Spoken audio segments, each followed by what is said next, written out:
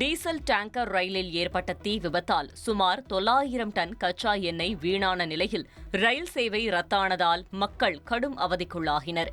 மணலியில் உள்ள Indian oil நிறுவனத்திலிருந்து 52 பெட்டிகளுடன் ஜோலார்பேட்டை நோக்கி சரக்கு ரயில் சென்று கொண்டிருந்தது. காலை 5:30 மணியளவில் திருவள்ளூர் ரயில் நிலையத்திலிருந்து 1 கிலோமீட்டர் தொலைவில் சென்றபோது பெட்டிகள் தடம் புரண்டு 3வது ரயில் பெட்டியில் தீப்பற்றியதாக தகவல் வெளியானது. உடனடியாக லோகோ பைலட் அவசர கால பிரேக்கை அழுத்தி ட்ரெயினை நிறுத்த கச்சா எண்ணெய் என்பதால் தீ மளமளவென பரவி காட்டுத்தீ போன்று கொழுந்துவிட்டு எரிந்தது.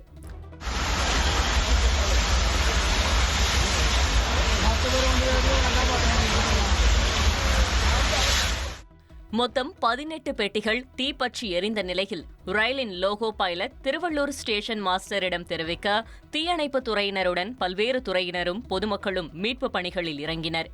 விபத்து ஏற்பட்டு 1 மணி நேரத்திற்குள் ரயில்வே பாதுகாப்புத்துறை அதிகாரிகள் களத்திற்கு வந்து மீதம் தீப்பற்றாமல் இருந்த 34 பெட்டிகளை தனியாக பிரித்து தனி என்ஜின் மூலம் 1/2 கிலோமீட்டர் தூரத்திற்கு நகர்த்தி சென்றனர்.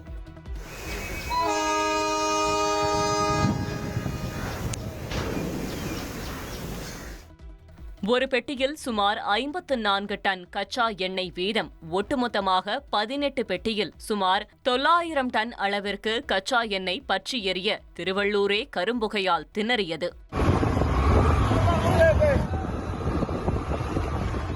கச்சா எண்ணெய் என்பதால் தீயை கட்டுப்படுத்த வேதியியல் திரவத்தை தண்ணீரோடு 4:1 என்கிற விகிதத்தில் கலந்து பீய்ச்சி அடித்து 8 மணி நேர முயற்சிக்கு பிறகு 100க்கும் மேற்பட்ட தீயணைப்பு வீரர்கள் தீயை கட்டுக்குள் கொண்டு வந்தனர்.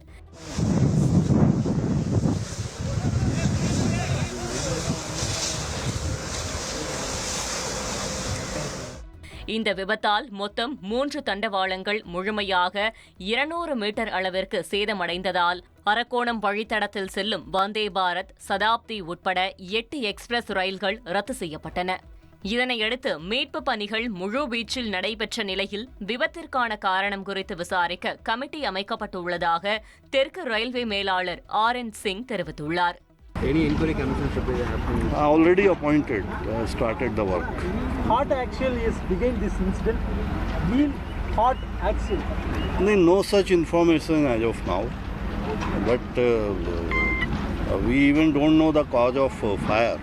So both have to be established, what has caused fire and what has caused the derailment. So both has to be based on the evidence. We will arrive at the conclusion. The cause of fire can be many. It can be internal, it can be external, it can be. So that needs to be established. So now we are cancelling minimum trains. Most of the trains coming towards Chennai, we are short terminating at Arakonam.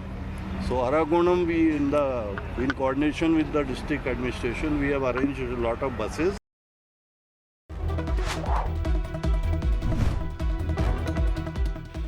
சென்னையில் கவிஞர் வைரமுத்து எழுதிய வள்ளுவர் மறை வைரமுத்து உரை என்ற நூல் வெளியீட்டு விழாவில் பேசிய முதல்வர் ஸ்டாலின் வள்ளுவருக்கு பொருந்தாத சாயம் பூசி மறைக்க பார்ப்பதாக குற்றம் சாட்டினார். இந்த விழாவில் முதல்வர் வெளியிட்ட நூலை ப. சிதம்பரம் பெற்றுக்கொண்டார்.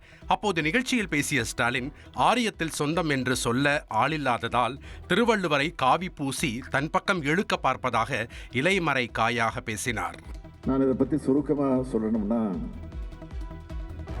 திருவள்ளுவருக்கும் திருக்குறளுக்கும் அவருக்கு ஒவ்வாத சாயத்தை பூசி மறைப்பதற்கு முயற்சிகள் நடக்கிற இந்த காலகட்டத்தில் தன்னுடைய உரைவாளை எடுத்து உடைவாளா வீசியிருக்கிறார் கவிப்பேரரசர்கள். 2000 ஆண்டுகள் கடந்த பிறகும் பிறப்புக்கும் எல்லா உயிர்க்கும் என்ற வரிகளுக்கான தேவை இன்னைக்கும் இருக்கு. காலங்கள் கடந்து வாழும் வள்ளுவர் மறையை இந்திய நாட்டோட தேசிய நூலாக அறிவிக்கிற முயற்சிகளை நாம் இன்னும் அதிகமாக கவனம் செலுத்தியாகணும். சொந்தம் கொண்டாடுறதுக்கு ஆரியத்தில் ஆள் இல்லாத காரணத்தினால நம்மோட வள்ளுவரை காவி அழிச்சு திருட பார்க்குறாங்க.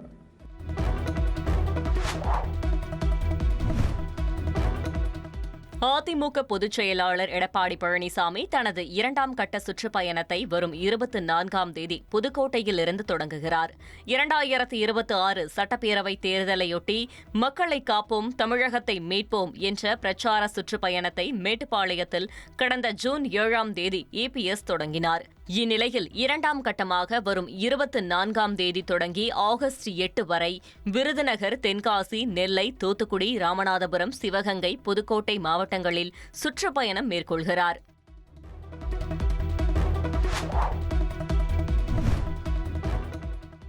திருப்புவனம் இளைஞர் அஜித்குமார் மரணத்திற்கு சாரி சொன்ன முதலமைச்சர் போலீஸ் விசாரணையில் இறந்த 24 பேரின் குடும்பத்தினருக்கும் சாரி சொன்னாரா, நிவாரணம் கொடுத்தாரா என தமிழக வெற்றிக் கழக தலைவர் விஜய் கேள்வி எழுப்பினார். திருப்புவனம் இளைஞர் அஜித்குமார் உயிரிழந்த சம்பவத்தில் நீதி கேட்டு தமிழக வெற்றிக் கழக தலைவர் விஜய் தலைமையில் சென்னை சிவானந்தா சாலையில் ஆர்ப்பாட்டம் நடைபெற்றது. இதில் கருப்பு டி-ஷர்ட் அணிந்தபடி பங்கேற்ற விஜய் சாரி வேண்டாம், நீதி வேண்டும் என கையில் பதாகையுடன் கலந்து கொண்டார். திரளாக கூடியிருந்த தாவேக தொண்டர்கள் மத்தியில் ஆவேசமாக பேசிய விஜய் அடுக்கடுக்கான கேள்விகளை எழுப்பினார். திருப்புவனம், மடப்புரம் அஜித்குமார் அவர்கள் ஒரு சாதாரண ஒரு எளிய குடும்பத்தைச் சேர்ந்த ஒரு இளைஞர். அந்த சாதாரண குடும்பத்துக்கு நடந்த அந்த கொடுமைக்கு சிஎம் அவர்கள் சாரி சொன்னாங்க, தப்பு இல்லை. இப்ப அதோட சேர்த்து இதையும் கொஞ்சம் பண்ணிருங்க சிஎம் சார். உங்களுடைய ஆட்சி காலத்தில் இதே மாதிரி போலீஸ் விசாரணையில் 24 பேர் இறந்து போயிருக்கிறாங்க. அந்த 24 பேரோட குடும்பத்துக்கும் நீங்க சாரி சொன்னீங்களா? தயவு செஞ்சு சாரி சொல்லிருங்க. அஜித்குமார் அவர்கள் குடும்பத்துக்கு நீங்க கொடுத்த நிவாரணம் மாதிரி இந்த 24 பேர் குடும்பத்துக்கும் நீங்க நிவாரணம் கொடுத்தீங்களா? தயவு செஞ்சு அந்த நிவாரணத்தையும் கொடுத்துருங்க.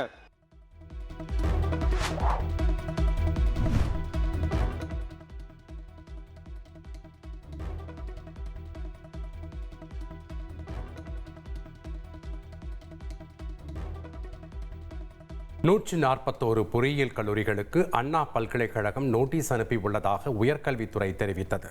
பேராசிரியர் பற்றாக்குறை, நூலகங்களில் குறைபாடு, ஆய்வகங்களில் குறைபாடு என்று பல்வேறு குளறுபடிகள் இருக்கக்கூடிய 141 பொறியியல் கல்லூரிகளுக்கு அண்ணா பல்கலைக்கழகம் நோட்டீஸ் அனுப்பியுள்ளது. சுட்டிக்காட்டியுள்ள குறைபாடுகளை 45 நாட்களுக்குள் சரி செய்ய வேண்டும் என நிபந்தனை விதித்துள்ளது. நடப்பாண்டுக்கான பொறியியல் மாணவர் சேர்க்கை கலந்தாய்வு நடைபெற்று வரும் நிலையில் இவ்வாறு நோட்டீஸ் அனுப்பியுள்ளது பரபரப்பை ஏற்படுத்தியுள்ளது. 45 நாட்களுக்குள் குறைகள் சரி செய்யப்படவில்லை எனில் அந்த 141 கல்லூரிகளில் சேரும் மாணவர்களின் நிலை என்னவாகும் என்ற அச்சம் பெற்றோர்களிடையே எழுந்துள்ளது. போர்க்கால அடிப்படையில் 141 கல்லூரிகளும் குறைபாடுகளை சரி செய்ய வேண்டும் என பெற்றோர் மற்றும் மாணவர்கள் கோரிக்கை விடுத்துள்ளனர்.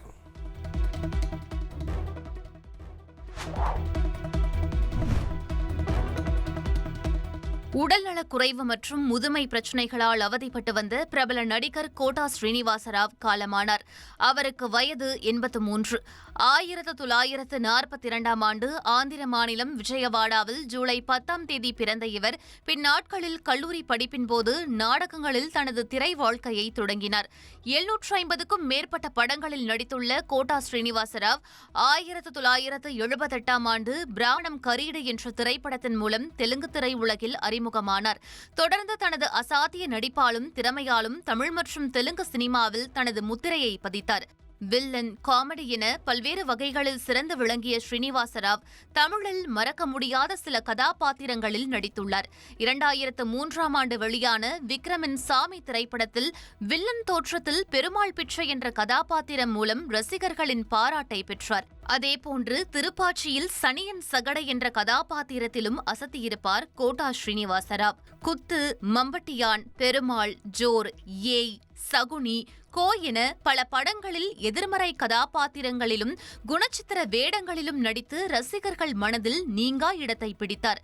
இந்திய அரசால் வழங்கப்படும் உயரிய விருதான பத்மஸ்ரீ மற்றும் வில்லன், குணச்சித்திர நடிகர் மற்றும் துணை நடிகர் என பல்வேறு பிரிவுகளில் 9 முறை ஆந்திர அரசின் நந்தி விருதை பெற்றுள்ள கோட்டா ஸ்ரீனிவாச ராவின் மறைவுக்கு திரையுலகினர் மற்றும் ரசிகர்கள் இரங்கல் தெரிவித்துள்ளனர்.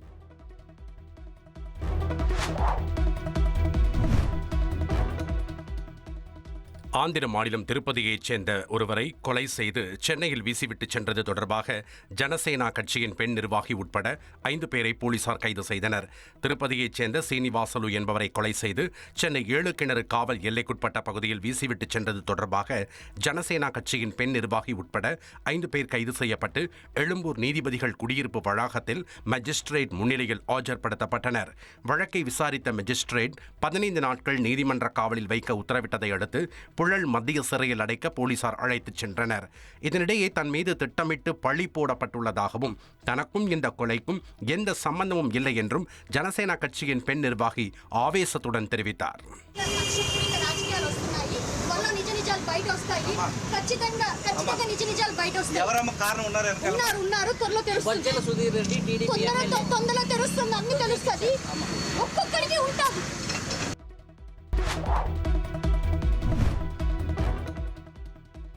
மேற்குவங்க மாநிலம் பாசிம் மேதினிபூர் மாவட்டத்தில் தொடர் கனமழையால் வெள்ளப்பெருக்கு ஏற்பட்டது. கட்கால் உள்ளிட்ட இடங்களில் சாலைகளில் முழங்கால் அளவுக்கு தண்ணீர் தேங்கியதால் பொதுமக்கள் சிரமத்திற்கு ஆளாகினர். வீடுகள் மற்றும் கடைகளை மழைநீர் சூழ்ந்ததால் இயல்பு வாழ்க்கை பாதிக்கப்பட்டது.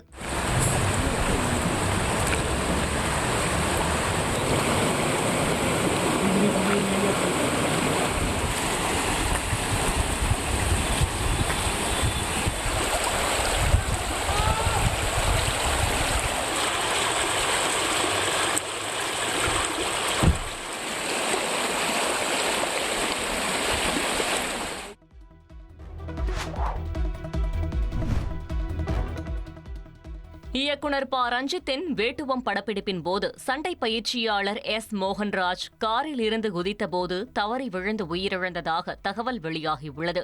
கீழையூர் காவல் சரகம் விழுந்தமாவடி கிராமத்தில் அமைந்துள்ள அளப்பகுதியில் இந்த படப்பிடிப்பு நடந்து வந்த நிலையில் காரில் இருந்து குதித்தபோது தவறி விழுந்த பயிற்சியாளர் மோகன்ராஜுக்கு நெஞ்சுவலி ஏற்பட்டதாக கூறப்படுகிறது. இந்நிலையில் அவரை நாகப்பட்டினம் அரசு மருத்துவக் கல்லூரி மருத்துவமனைக்கு அழைத்து சென்றபோது அங்கு அவரை பரிசோதித்த மருத்துவர்கள் ஏற்கனவே வரும் வழியிலேயே அவர் உயிரிழந்து விட்டதாக தெரிவித்தனர். படப்பிடிப்பின் போது சண்டை பயிற்சியாளர் மரணமடைந்த சம்பவம் திரைத்துறையினர் இடையே சோகத்தை ஏற்படுத்தியுள்ளது.